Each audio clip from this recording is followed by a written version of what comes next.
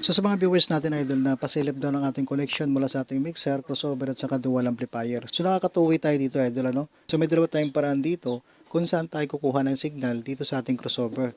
Pwede sa low at saka high, pwede naman sa low at saka sa mid dito. So ganito siya idol ang ating crossover dito.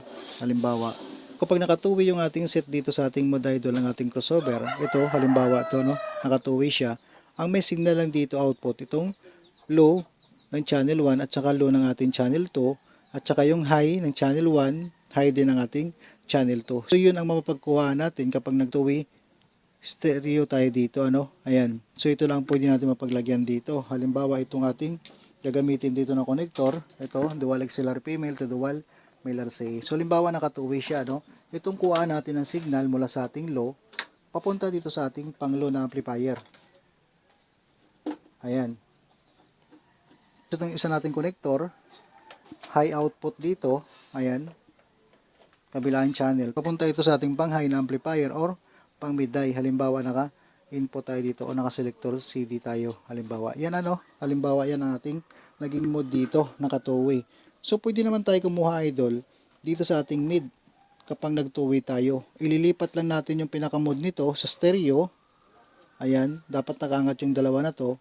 Yung tatlong output na to, mayroon ng signal yan. So pwede tayo kumuha ng ating pang mid ay sa ating pang mid. So yung ating high dito, ilipat lang natin sa mid ng ating output ng ating crossover. Ayan.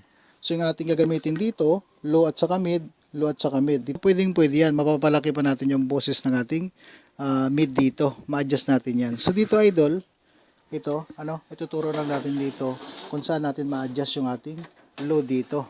Low frequency at saka high frequency. Ito, yung low na to frequency, crossover frequency na to, ito yung ma-adjust natin. Ayan.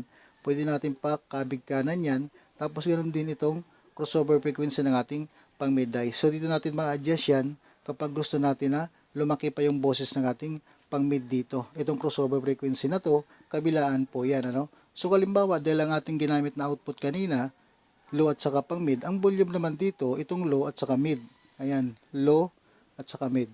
Hindi magpapunction itong high dahil walang output tayong ginamit doon sa likod ng ating crossover. Kung kailan may output, saka lang magpapunction yung ating volume dito sa harap. So ang connection naman ito sa ating mixer idol, ito lang gagamit lang tayo ng connector ganito. Ito. So tatlong connector lang magagamit natin dito. Makukonect na natin mixer, crossover at saka dual amplifier. So ito naman yung connector na magagamit natin dito sa ating mixer to crossover. Dual mono TS to dual XLR male. So min output lang tayo dito sa ating mixer. Left and right output lang yan. Papunta lang ito sa input ng ating crossover. Ayan, channel 1 at saka channel 2. So pwede nyo pag-aralan yan idol kung ano ang gusto nyo na magiging output na gagamitin. No? Pwede naman natin magamit lahat yan.